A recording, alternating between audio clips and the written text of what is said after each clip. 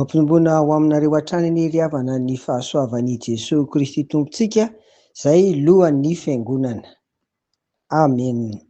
Ndeha hivavaka isika. Dera sy mankalaza ary manome voninahitra anao hatrany izay ry Andriamanitra Ray sy Zanaka ary Fanahy Masina, satria lehibe ny fitiavanao ary izany fitiavanao izany Tompo dia tsy hainay tany-saina, tsy voatanisa satria maro amin'ny asehonao amin'ny fiainanay tsirairay avy, isam-batan'olona, isa-tokantrano, eny amin'ny fiainan'ny fiangonana koa aza. Zava-dehibe aminay izany ka dia dera saotra haja voninahitra Tompo no atolotra anao. Amen. Andeha tantara kely indray no anombohako ny resaka anio, ary izy ity tantara kely marina. Indray andro dia nisy resaka hoe aza mahatokitoky olona intsony, aza mahatoky na ny havanao akaiky na ny raitapo aminao, satria nentombohan'ilay resaka izany dia nisy hoe raitapo avy any ampita nandefa vola amin'ny raitapo aminy any an-tanindrazana mba hanamboarana trano, tsy nahita nalefa foana ny sarin'ny trano sy ny sisa ka ilay izy lany ny ampahan'ny vola. Zay izany ilay izy. Dia rehefa nandeha teo ilay resaka dia tsy misy azo atokisana intsony amin'izao e. Ary dia nisy aza nanao tafahoatra hoe eny hatramin'ny mivady aza dia tsy atokisana intsony amin'izao, dia mampalahelo izany. Dia manahoana izany raha mieritreritra antsika ny amin'ny hoe iaino ny toe-panahy araka an'Andriamanitra, eny ary ry havana, andeha ny amin'ny hoe mahatoky na tsy mahatoky. Izay indray ary no jerentsika ry havana, iarahantsika mifampidinika amin'ity anio ity.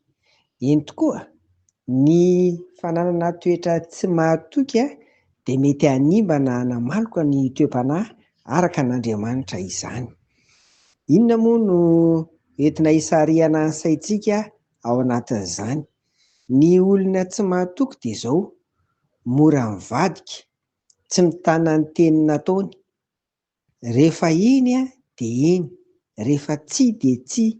Hoy Jesosy Kristy ao amin'ny Mateo 5:17. Ary mora nampiany ary izany hoe izay mihoatra an'izany dia avy amin'ny ratsy.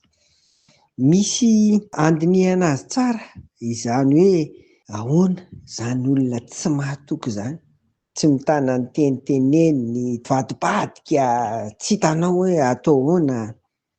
I Jakoba ary ao amin'ny epistoliny dia mbola nanamafy ao amin'ny Jakoba 5:12 fa ny olona izany dia amin'izay ataony, amin'izay teneniny dia izao rehefa eny dia eny, rehefa tsia dia tsia. Izay ihany ary tsisy ivelan'izay. Ny olona mahatoky dia marina amin'ny teneniny, marina amin'ny ataony.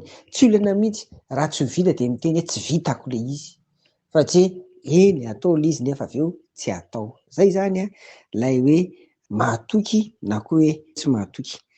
Eto izany tsika dia efa miaraka resy lahatra zao araka ny tantara kely nambarako teo iny, fa tena ratsy ny olona tsy mahatoky, tena ratsy ny mpino tsy mahatoky. Ndao ary avadika antsika ny resaka. Ny olona mahatoky dia anisan'ny olona manana toetra tsara ilaina amin'ity hoe miaina ny toe-panahy araka an'Andriamanitra ity. Ny olona mahatoky indray izany izao no jerentsika hoe tena mpivavaka, maneho amin'ny fiteniny, amin'ny fihetsiny, amin'ny atao rehetra, fa tsy mivadika izy, tsy mivadika amin'ilay tompony dia Jesosy Kristy, tsy mivadika amin'ny tenin'Andriamanitra voalaza ao amin'ny Baiboly iray manontolo, tsy mivadika manoloana ny tompo ary tsy mivadika manoloana ny hafa sy izay manodidina azy. Io resaka hoe mahatoky io dia manana akony ry havana amin'ny fiainana andavanandro ary hitan'ny olona rehetra, satria ny olona mahatoky dia olo-marina, ary ny olo-marina dia tsy resin'ny kolikoly. Ny tena zava-dozany amin'izao sahirana amin'ny ankamaroan'ny olona dia ao ny tea hanan-kare tapoka, dia ao ny tea hazo kely dia vadi-pitokisana zany ilay izy. Dia zay izany ny hoe takona, eny maloka lay mampivavaka antsika mpanaradian'i Jesosy Kristy tsy hita le fiainana ny toe-panahy araka an'Andriamanitra. Raha mahatoky avokoa zany tsika de tanteraka le hira malaza hoe toa lanitra ny tany. Misy dikany lehibe zany fa dia tsy ho azavaiko lava fa saminy saintsaintsika mety mbola tanteraka ve zany.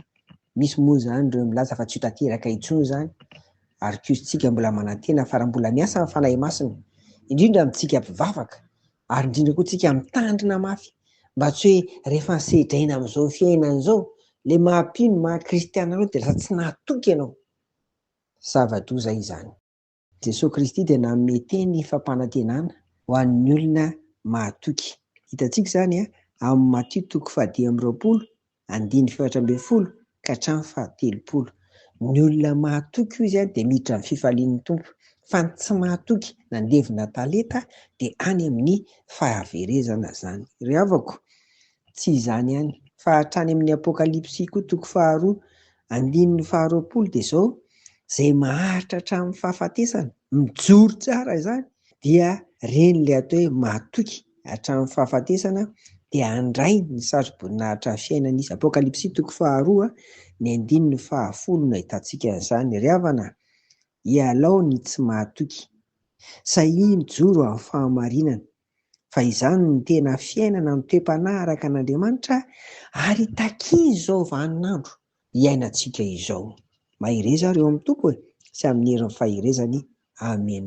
Tompo, ampio sy ampianaro isan'andro izahay mba ho mahatoky eo anatrehanao sy eo anatrehan'ny olona. Amen.